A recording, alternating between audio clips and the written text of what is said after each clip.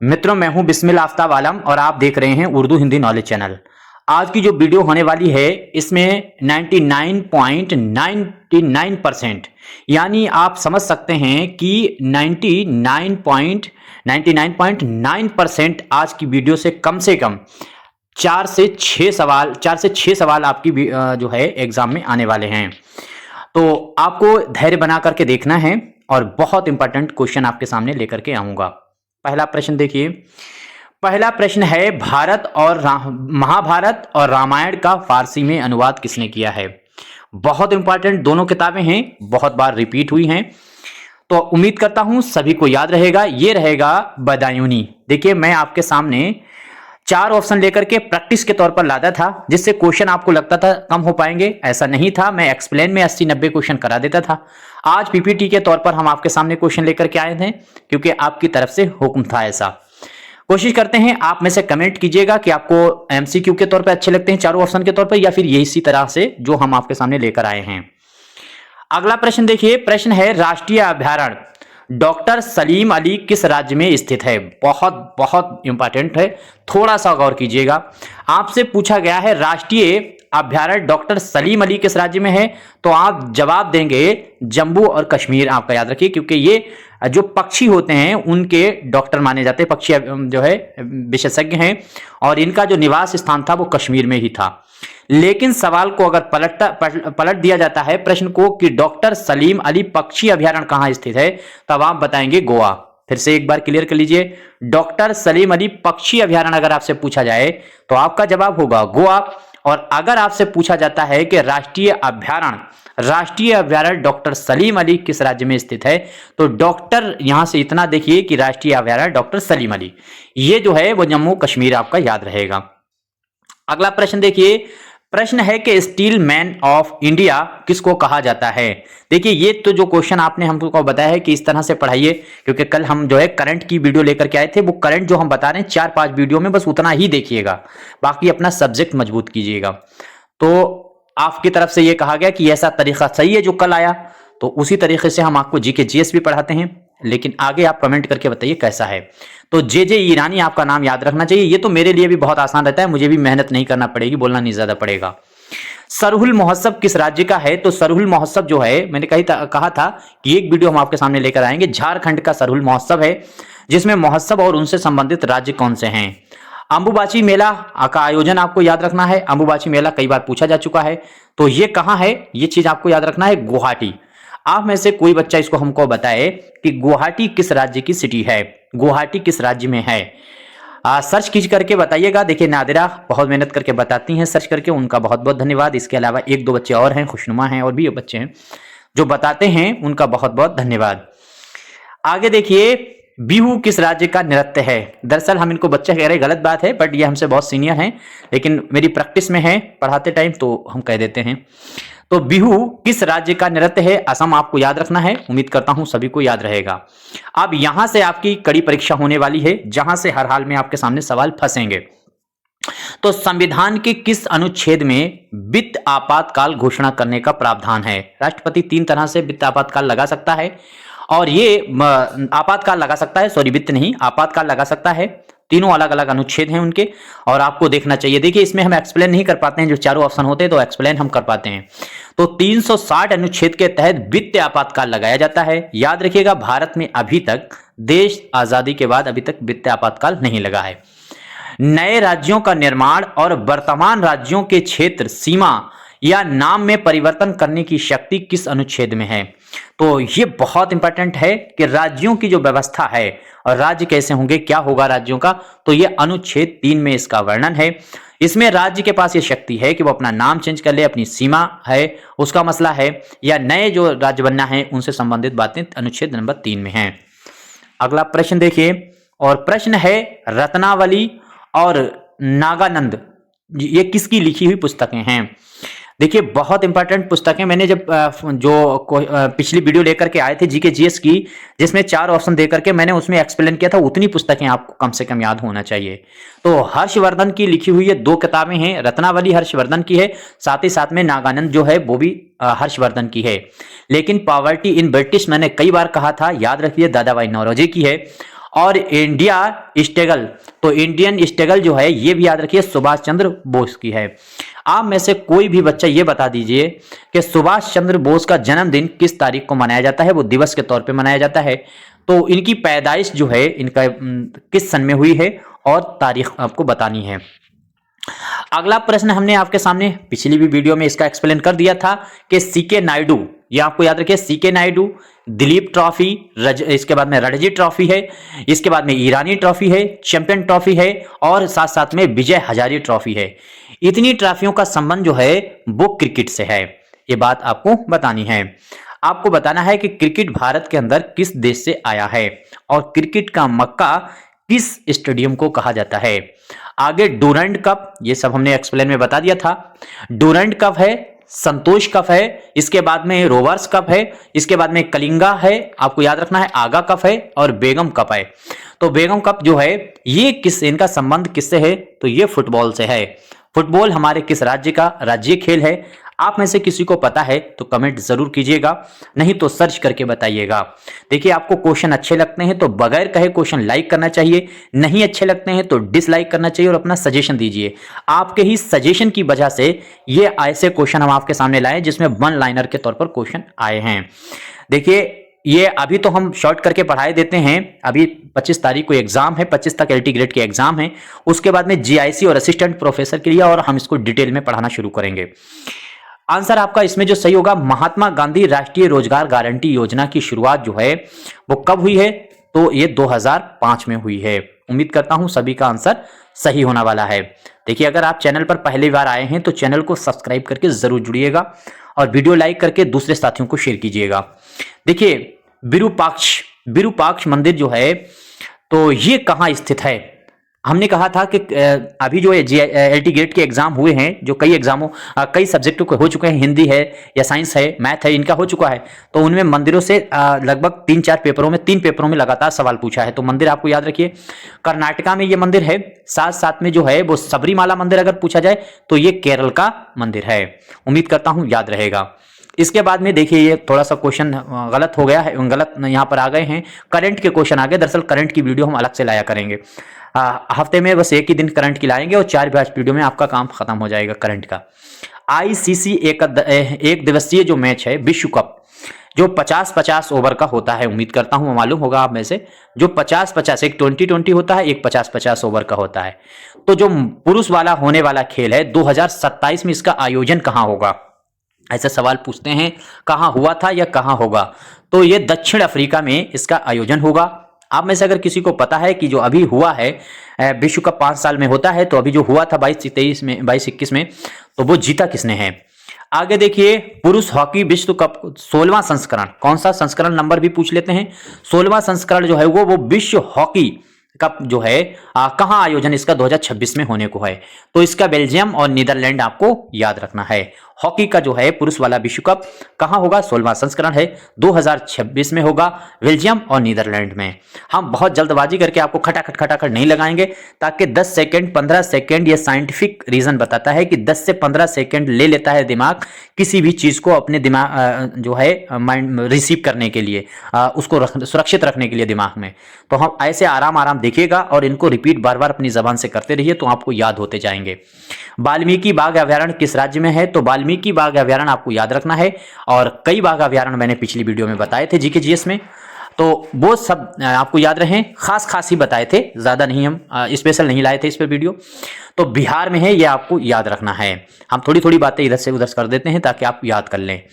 पलामू बाघ अभयारण्य किस राज्य में है, कहाँ है पलामू, कई बार पूछा गया। दरअसल यहाँ झारखंड में एक ही है पलामू, आपको याद रखना, और बिहार में भी एक ही है वाल्मीकि, वो भी याद रखना, और दोनों ये बाघ अभयारण्य हैं।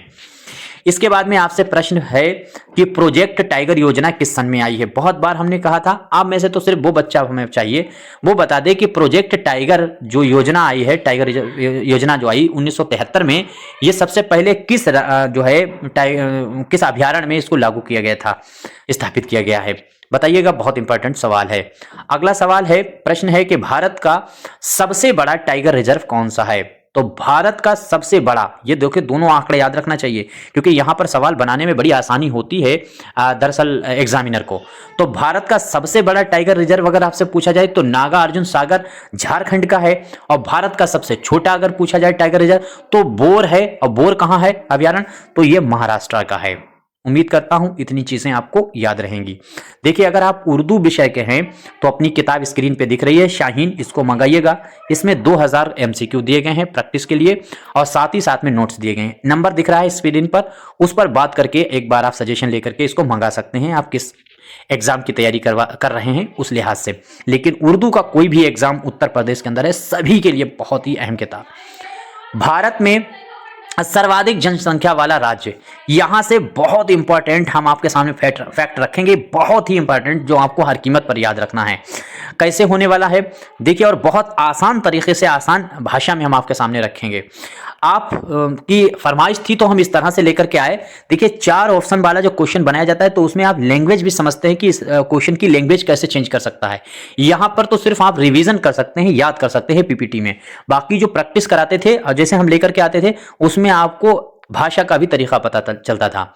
अब भाषा के तौर पे देखिए कि भारत में सर्वाधिक जनसंख्या वाला राज्य पूछा जाए तो वो उत्तर प्रदेश है, और सर्वाधिक जनसंख्या वाले दूसरा, जो सर्वाधिक जनसंख्या वाला राज्य जो है वो दूसरा अगर पूछा जाए तो वो फिर महाराष्ट्र है, और तीसरा अगर पूछा जाए तो बिहार है, और चौथा जो है बंगाल है।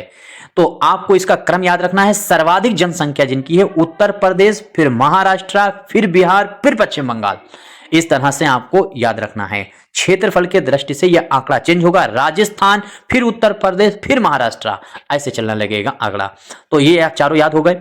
अगला देखिए, भारत के न्यूनतम जनसंख्या वाले राज्य आपको बताना है। तो न्यूनतम जनसंख्या वाले जो है वो ढेर नहीं पूछते, अमूमन ये क्रम लगाने को जो पूछते हैं तो शुरू के पूछते हैं कि सर्वाधिक, फिर उसके बाद, लेकिन पीछे से बैक साइड से कभी नहीं पूछते हैं। तो आखिरी आपको याद रखना चाहिए, सबसे जनसंख्या कम वाला राज्य जो है वो सिक्किम है।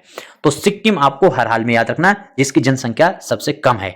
लेकिन अगर आपसे जो है संघ राज्य पूछ लिया जाए तो फिर आंकड़ा ये चेंज हो जाएगा, सीधा सिंपल राज्यों में आपको याद रहेगा। अगला प्रश्न इसी तरह से देखिए कि जनसंख्या में सर्वाधिक दशकीय वृद्धि वाला राज्य कौन सा है।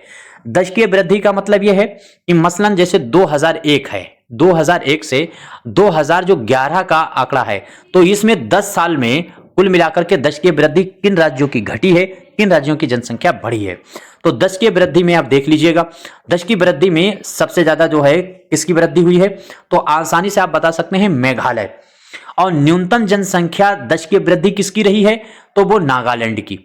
देखिए दशकीय वृद्धि अमूमन वर्तमान में घटेगी उसी की जिसकी साक्षरता थोड़ी ज्यादा होगी या फिर सिटी डेवलप होती, क्योंकि वो बच्चे ज्यादा नहीं चाहते। जनसंख्या बढ़ती कहां पर है ज्यादातर, दशकीय वृद्धि कहां पर होती है, जहां पर साक्षरता कम हो थोड़ी और जनता जो है वो ग्रामीण क्षेत्र से ज्यादा जुड़ी हो। तो ये फंडा है आंकड़ा भी लगाने का कि अगर याद नहीं आता है तो ये आपको अंदाजा लग जाएगा। तो सर्वाधिक जनसंख्या कहां, मेघालय की दशकीय वृद्धि हुई, और सबसे कम किसकी हुई है, तो न्यूनतम किसकी रही है, तो वो नागालैंड की रही है। अगर ओवरऑल पूछा जाए कि किस वर्ष सर्वाधिक जनसंख्या दशकीय वृद्धि रही थी, तो यह पूछा जा चुका है पेपर में 1971 से 1981 के जो बीच की आंकड़ा रहा, उसमें सर्वाधिक भारत की जनसंख्या वृद्धि हुई, इसीलिए नसबंदी प्लान प्रधानमंत्री लेकर आए।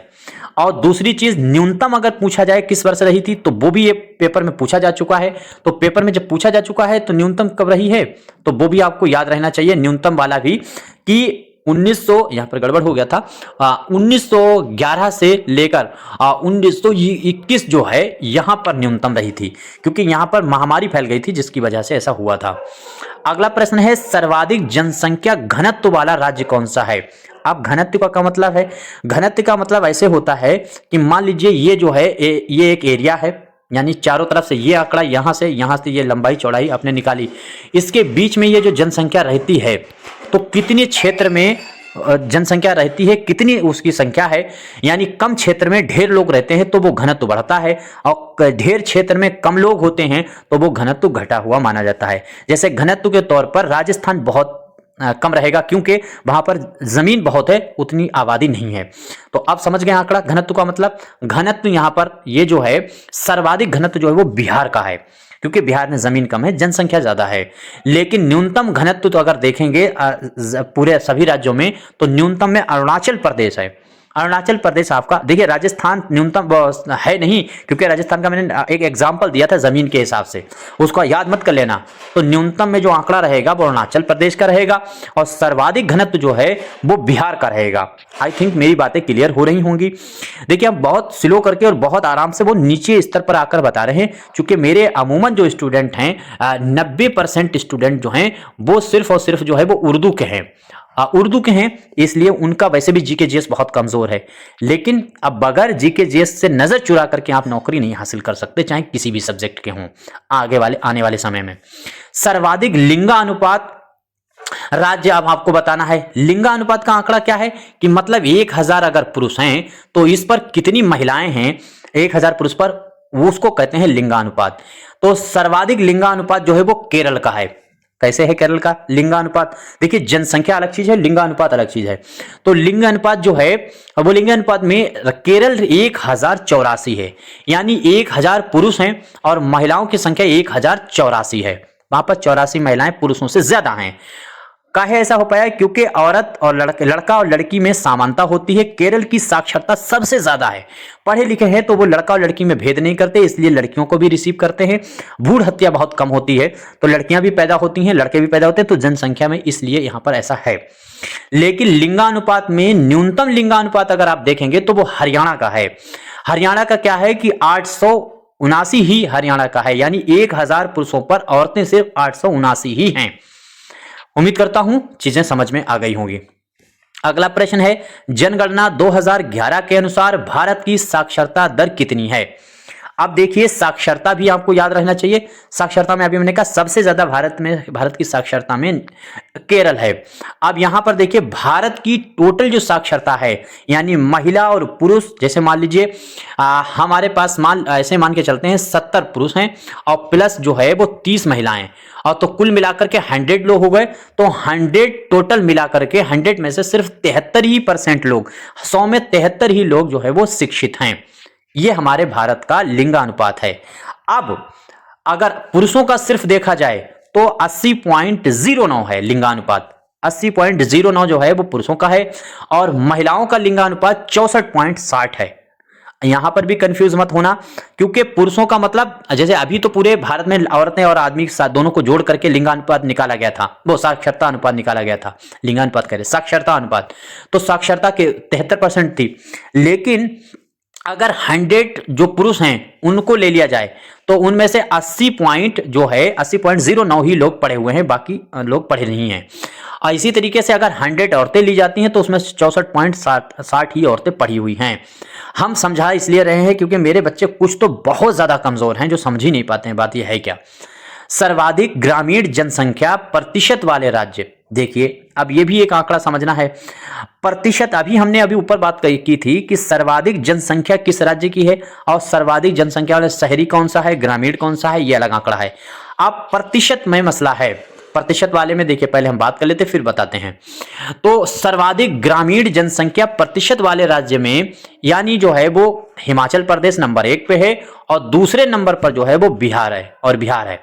पहले नंबर पर कौन है? ग्रामीण, ग्रामीण मतलब गांव की जनसंख्या के तौर पर प्रतिशत में सर्वाधिक जनसंख्या जो है वो गांव में हिमाचल प्रदेश में रहती है। फिर बिहार की जनसंख्या जो है वो है जो ग्रामीण है। लेकिन नगरीय जनसंख्या में अगर देखेंगे तो गोवा की जनसंख्या जो है वो सर्वाधिक शहरी जनसंख्या है, और उसके बाद मिजोरम की जनसंख्या जो है वो है शहरी। अब इसका आंकड़ा, इसका मतलब क्या है, मैं फिर से एक बार आपको बताता हूं कि ग्रामीण जनसंख्या प्रतिशत वाले राज्यों का मतलब यह है कि हिमाचल प्रदेश जो है, मान लीजिए इसमें 100 लोग रहते हैं, तो इसमें से कितने परसेंट जो हैं वो ग्रामीण हैं? तो ज्यादातर मान लीजिए 100 में 90 लोग जो हैं वो गांव में रहते हैं, और बाकी 10 ही लोग शहरों में रहते हैं। ये आंकड़ा है हिमाचल प्रदेश का। फिर उसके बाद में बिहार की भी यही हालत है कि बिहार में मान लीजिए 85 लोग जो हैं वो रहते होंगे गांव में, बाकी 15 लोग शहरी होंगे, इस तरीके से। लेकिन सबसे ज्यादा इसका उल्टा अगर पूछा जाए तो गोवा में सबसे ज्यादा शहरी हैं। कहने का मतलब जो है गोवा का क्या है, तो गोवा में जनसंख्या कैसी है? न्यूनतम बिल्कुल है, यानी सबसे कम लोग जो है वो गांव में रहते हैं, बाकी सारे लोग शहर में रहते हैं। ये चीज आपके समझ में आ गई होगी। अब इसी तरीके से एक दूसरा, अब प्रतिशत नहीं, अब टोटल पर हम बात करते हैं, तो सर्वाधिक नगरीय जनसंख्या वाला राज्य, तो सर्वाधिक अगर नगरीय जनसंख्या है वो महाराष्ट्र की है, यानी सबसे ज्यादा टोटल जो है, मतलब ये परसेंट नहीं है, अब मतलब टोटल पर आंकड़ा है। टोटल का मतलब जैसे 100 लोग हैं तो इसमें परसेंट नहीं, यानी 100 में 100 वाला आंकड़ा नहीं करिए। अब यहां पर आंकड़ा ऐसा हो गया है कि मान लीजिए यहां 10 लाख लोग रहते हैं, तो 10 लाख लोग जब रहते हैं तो इसमें 10 लाख में से मान लीजिए 8 लाख जो हैं वो शहर में रहते हैं, बाकी लोग वहां रहते हैं, तो परसेंट नहीं टोटल पर। तो सभी राज्यों में सबसे ज्यादा जनसंख्या शहरों में रहने वाली जो है वो महाराष्ट्र की है। उसके बाद में उत्तर प्रदेश की भी जनसंख्या शहरी है, यहाँ जनसंख्या ही ज्यादा है तो शहरी भी ज्यादा ही हो जाएगी। आगे देखिए, और भाई महाराष्ट्र की जनसंख्या बहुत है। आगे देखिए, सर्वाधिक अनुसूचित जाति यानी एससी जनसंख्या वाले राज्यों में उत्तर प्रदेश और बंगाल हैं। तो सर्वाधिक सबसे ज्यादा जनसंख्या है अगर एससी की जो सर्वाधिक जनसंख्या है वो कहां है, तो मान लीजिए सबसे ज्यादा जनसंख्या है उत्तर प्रदेश के अंदर। उत्तर प्रदेश के अंदर एससी की सर्वाधिक जनसंख्या, उसके बाद एससी की सर्वाधिक जनसंख्या आपको पश्चिम बंगाल में मिलेगी, क्योंकि पूछते हैं एससी के एतबार से। लेकिन प्रतिशत के हिसाब से अगर देखेंगे, परसेंटेज में, यानी अगर 100 वाला वही आंकड़ा, 100 में कितने एससी हैं, तो सर्वाधिक एससी जो है वो हिमाचल प्रदेश में, पंजाब में मिलेंगे, और उसके बाद दूसरे नंबर पर हिमाचल प्रदेश है। तो प्रतिशत के हिसाब से पूछे तो सर्वाधिक जनसंख्या एससी की मिलेगी पंजाब में, उसके बाद हिमाचल प्रदेश में। लेकिन अगर आप टोटल देखेंगे सर्वाधिक जनसंख्या के तौर पर, तो उत्तर प्रदेश फिर पश्चिम बंगाल है। क्लियर हो गया होगा। अब सर्वाधिक अनुसूचित जनजाति, ये आंकड़े बहुत मुश्किल होते हैं, इसको वीडियो को 3-4 बार रिपीट करके देखिएगा तो समझ पाएंगे, बार बार देखिएगा। तो इसमें क्या होता है, इसमें देखिएगा सर्वाधिक अनुसूचित जनजाति जिसे एसटी कहते हैं, तो एसटी जो होता है, एसटी में देखिएगा तो एसटी जनसंख्या वाला राज्य मध्य प्रदेश है। एसटी मतलब जो ज्यादातर मतलब प्राकृतिक रूप से रहते हैं, मतलब जंगलों और वनों से जुड़े हुए, तो एसटी में सर्वाधिक जनसंख्या जो है वो मध्य प्रदेश की है, उसके बाद महाराष्ट्र की है। दूसरी बात, यहाँ जंगल भी है, मध्य प्रदेश में सबसे ज्यादा जंगल है, महाराष्ट्र में उसके बाद, तो इसी हिसाब से जनसंख्या भी वैसे ही है क्योंकि वो उससे जुड़े हुए होते हैं। तो इसमें एसटी देखेंगे तो सर्वाधिक सबसे ज्यादा मध्य प्रदेश में, उसके बाद में महाराष्ट्र में है। लेकिन प्रतिशत के हिसाब से देखेंगे तो मिजोरम में सबसे ज्यादा एसटी हैं। ये कितने परसेंट हैं तो ये भी देख लीजिए, इतने परसेंटेज अगर देखेंगे तो 94% जो हैं वो परसेंटेज के हिसाब से मिजोरम में 94.4% एसटी हैं परसेंटेज में, और नागालैंड 86.5% हैं। तो टोटल अगर सर्वाधिक पूछा जाए एसटी संख्या, सिर्फ अगर यह सवाल किया जाए कि सर्वाधिक अनुसूचित जनजाति कहां है, तो मध्य प्रदेश और फिर उसके बाद महाराष्ट्र। अगर पूछा जाए कि सर्वाधिक अनुसूचित जनजाति प्रतिशत के हिसाब से कहां है, प्रतिशत वाला राज्य कौन सा है, तो मिजोरम और नागालैंड है। इसमें समय लग रहा है और समय लगना भी स्वाभाविक है, क्योंकि आंकड़े ही बहुत जबरदस्त हैं और जो सवाल आपसे पूछे जाते हैं वैसे ही आंकड़े हैं। अगला प्रश्न देखिए, अब अगला प्रश्न देखिए, भारत के अंतिम गवर्नर कौन थे? भारत के अंतिम गवर्नर आपसे पूछा जाता है। देखिए, अगर आप एग्जाम देते रहते होंगे, एससी एसटी मतलब जो है एसएससी सीजीएल जिसके भी एग्जाम देते रहे हैं, या एलटी ग्रेड के जो दे चुके हैं या आप देने वाले हैं, पढ़ते होंगे किताबें, तो आपको उससे ही लेवल से अंदाजा लगता होगा कि मेरे जो क्वेश्चन है वो किस लेवल और किस जो है इस तरह के होते हैं। क्वेश्चन अच्छे लगते हैं तो मैं फिर वही कहूंगा कि लाइक करना चाहिए, नहीं तो डिसलाइक करना चाहिए, और साथियों को ज्यादा शेयर कीजिए, स्टेटस ज्यादा लगाइए अपनी किताब, अपने जीके जीएस का, क्योंकि उर्दू के पढ़ाने वाले टीचर जीके जीएस को नहीं पढ़ाते हैं, यह सबसे बड़ी खामी है। और उर्दू वाला बच्चा बिल्कुल भी वहां पर मात खा जाता है उनसे, जो अपने आप स्टडी करके आ जाते हैं। तो सभी का फायदा होना चाहिए जीके जीएस में। अंतिम गवर्नर आपसे पूछा जा रहा है तो आपको याद रखना है, माउंट बेटन जो है वो अंतिम गवर्नर हैं। और अंतिम भारतीय गवर्नर जनरल अगर आपसे पूछा जाए कौन है, तो भारतीय जो है अगर पूछा जाएगा तो सी राजगोपालाचारी जो हैं, आचार्य जो, उनका नाम आपको याद रहना चाहिए। इसके बाद में अगला प्रश्न है, वह कौन सा गवर्नर था जिसने इंग्लैंड में जाकर आत्महत्या कर ली थी?